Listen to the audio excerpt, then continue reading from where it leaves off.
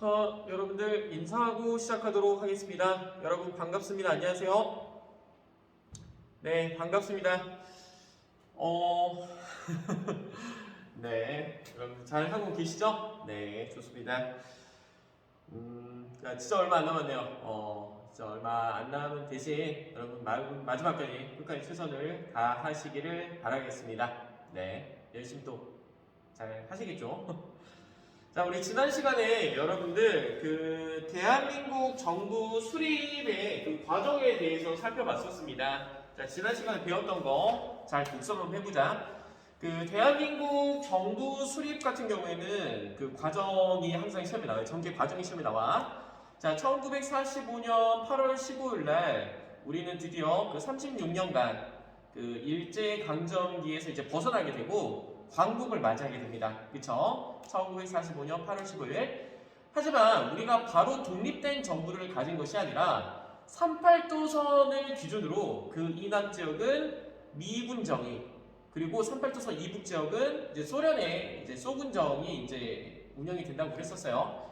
자, 1945년 12월이 되면 이 한반도의 문제를 논의하기 위해서 모스크바 3국 외상회의가 열린다고 했었습니다.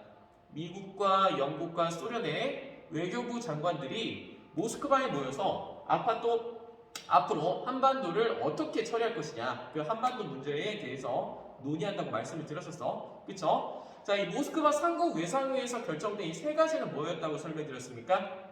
한반도에 임시 민주주의 정부를 수립하겠다. 기억나시죠? 자, 그리고 이 임시 민주주의 정부 수립을 지원하기 위해서 미소공동위원회를 연다. 그리고 세 번째는 미영중소 이 네 개 국가가 최대 5년간 신탁 통치를 한다고 그랬어. 이 세 가지가 정해졌어. 임시 민주주의 정부를 수립하겠습니다. 미소공동위원회를 개최하겠습니다. 마지막으로 신탁 통치. 자, 이 모스크바 3국 외상회의의 내용이 국내에 전파되는 과정에서 신탁 통치 부분만 부각돼서 전해졌다 그랬죠. 그래서 그 당시 좌익 사회주의 세력들과 우익 자본주의 세력들이 처음에는 둘 다 반탁 운동을 지지한다 그랬지. 왜? 우리가 어떻게 독립을 했는데 이 신탁 통치라고 하는 것은 또 우리에게 자주권이 없다는 것을 의미하잖아요. 그러니까 또 5년간 이 네 개 국가에 의해서 지배를 받는 건데 이거는 말이 일제에서 바뀌는 거잖아요. 그 네 개 국가로. 그렇기 때문에 이건 안 된다. 그래서 좌익, 우익 둘 다 반탁 운동을 진행한다고 했었다. 하지만 이 좌익 세력들은 나중에 찬탁으로 바뀐다 그랬어요. 왜? 이 신탁 통치라고 하는 것은 임시 민주주의 정부 수립을 위한 어떤 도구다, 수단으로 정도만 생각을 해야지 우리가 어떻게 하느냐에 따라 신탁 통치 기간은 짧아질 수 있다는 것을 알았기 때문에 반탁에서 찬탁으로 넘어간다고 그랬었어요. 그래서 이 찬탁으로 넘어간 좌익 세력과 여전히 반탁을 주장하는 이 우익 세력들이 갈등을 빚어내는 것이 좌우 대립의 어떤 그런 격화 부분이라고 설명드렸었어. 자, 이렇게 좌우 대립이 격화되는 과정에서 1차 미소공동위원회가 1946년에 개최가 됩니다. 하지만 이 미소공동위원회가 곧 결렬되게 돼요. 왜?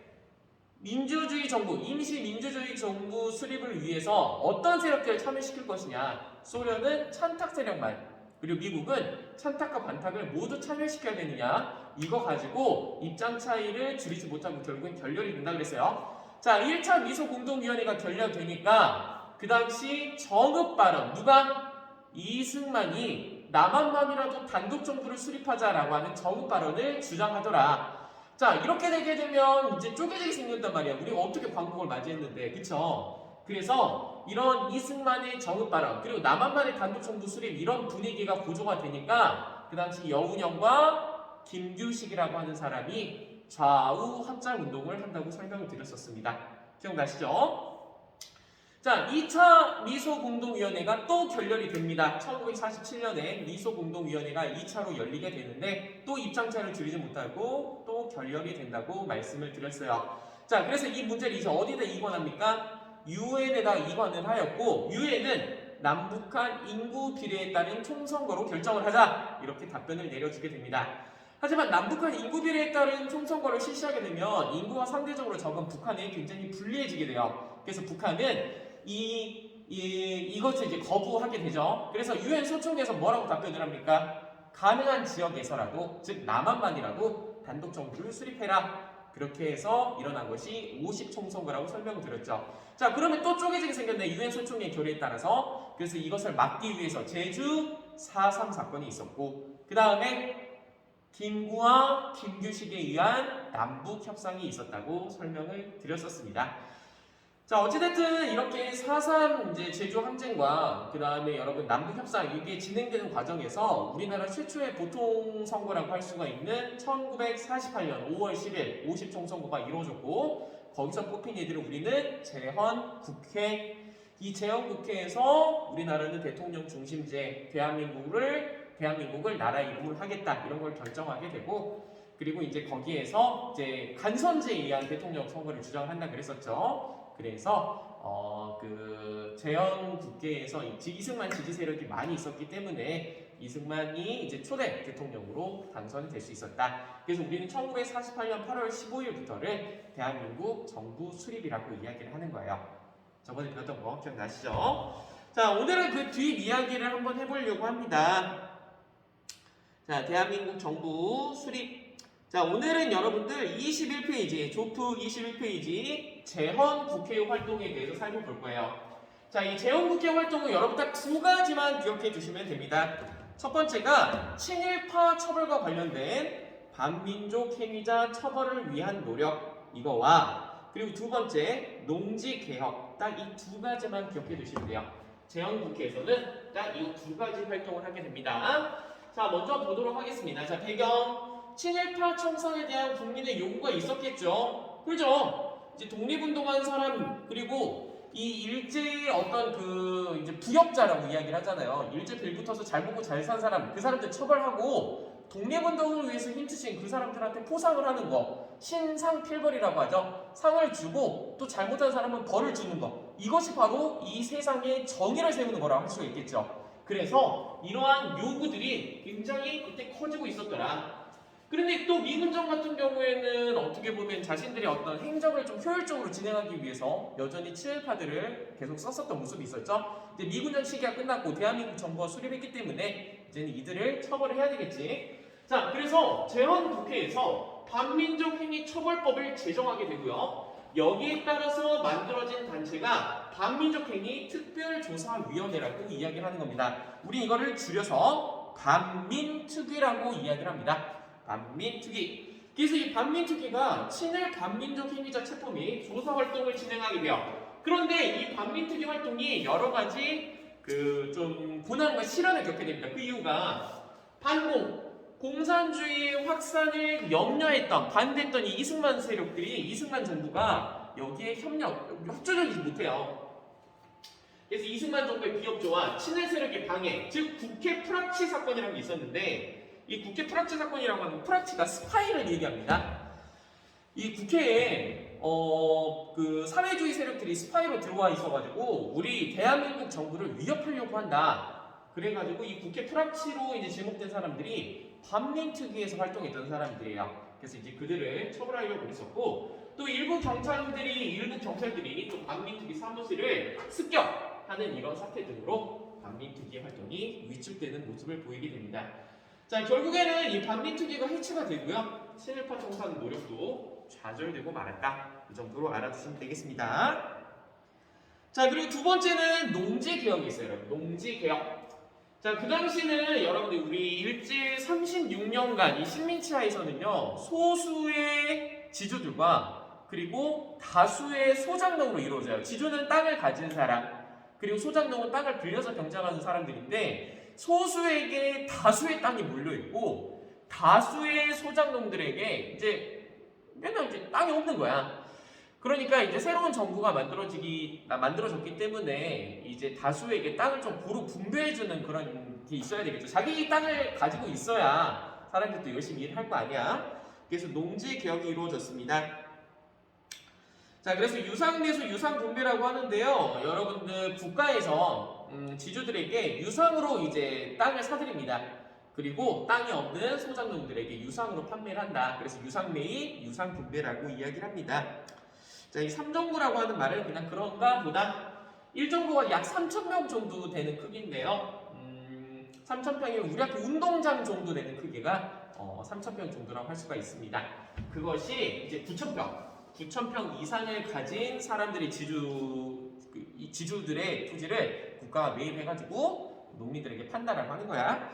근데 여기 같은 경우는 여러분들 반민특위 그리고 농지개혁 이 내용은 모르셔도 되고요. 이거 두 가지가 어디서 있었다? 재헌국회에서 있었다 정도만 기억해 주시면 되겠습니다. 자, 그럼 문제 한번 풀어볼게요. 여러분들 문제.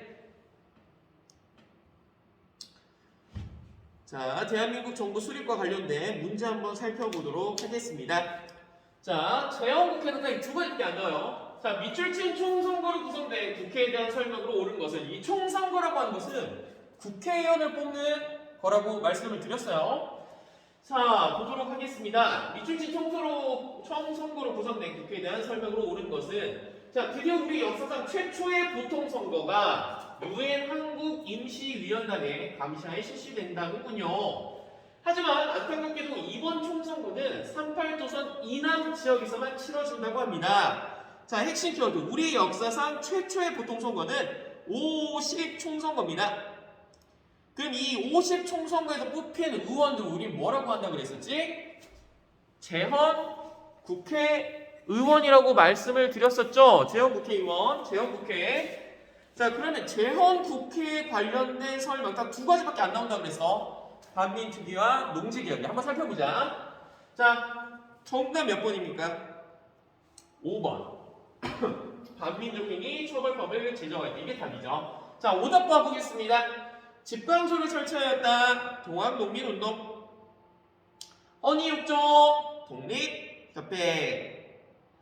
교육입국조서 가보 2차 개혁. 좌우합작 실험칙 좌우합작 운동이라고 그랬었죠. 좌우합작 운동은 1차 미소공동위원회가 결렬되고 이승만의 정읍 발언이 나온 다음에 이루어진 거야. 알겠죠? 자, 2번 살펴보도록 하겠습니다.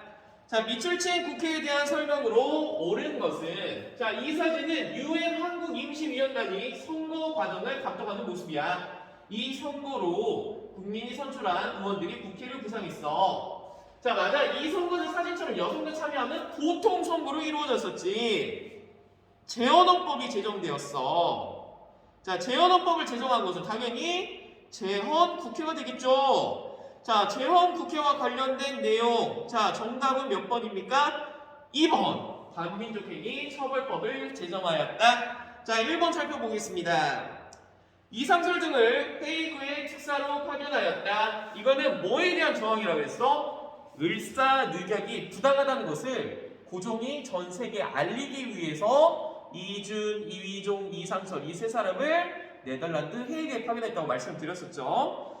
자, 3번 보겠습니다. 베트남 파병을 추진할 때 이거는 여러분 나중에 박정희 정부 때 경제개발 어떤 그 자금 마련을 위해서 한일협정 체결하고 그 다음에 그 베트남 파병 추진하고요. 그 소독에다가 이제 간호사를 파견하게 될 거야. 자, 그 허니욕조를 채택했다. 독립협회 관련된 거고, 홍문관을 설치했다. 이거는 조선시대 성종과 관련된 설명이죠. 집현전의 후신 교육기관. 자, 3번 보겠습니다. 자, 가국회에 대한 설명으로 옳은 것은 자, 1948년에 치러진 50 총선거. 자, 여러분들 이거는 무슨 국회라고 말씀드렸습니까? 재헌국회야. 자, 재헌국회와 관련된 설명. 이거는 좀 다른 답이네요. 재헌헌법을 공포하였다. 자, 영정법을 제정하였다. 조선 인조 때 신분제 폐지한 것은 가보개혁 때, 가보 1차 개혁 때, 홍범 14조, 가보 2차 개혁, 대한국 국제, 대한제국과 관련이 있겠죠. 자, 4번 보도록 하겠습니다. 가위원회에 대한 설명으로 옳은 것은 자, 가는 투서를 넣고 시민들이 투서를 기다리고 있다. 지금까지 수많은 투서 속에는 일본 경찰과 헌병의 앞잡이로 독립투사와 동포를 박해하던 자, 일제의 패망 직전 날뛰던 애국 반장, 면서기 등의 죄상이 적혀있다. 자, 땡땡은 친일 거두 박흥식이라고 한 사람을 체포한 이래 일제히 협력했던 자들을 속속 검거하고 있다. 이것만 봤었을 때 누구를 처벌하려고 하는 법이야? 친일파들을 처벌하는 걸 알 수가 있죠. 아까 그 단체 이름은 반민특위라고 할 수가 있겠네. 즉 반민특위에 대한 설명으로 옳은 것을 찾아보라고 하는 문제예요. 자, 정답은 몇 번일까요? 그쵸, 5번. 재헌국회 나오면은 반민특위 아니면 농지개혁이 시험에 나온다고 그랬어. 아까 뭐 물론 재헌국회도 있었지만. 자, 오답번 보겠습니다. 헌의육조 독립협회 관민공동에서 결정되죠. 좌우합작 7원칙 좌우합작 운동 조선혁명 선언을 활동 지침으로 삼았다. 의열단에 관련된 설명이죠. 신채호가 조선혁명 선언을 써서 의열단 행동 강령으로 삼았다 그랬어.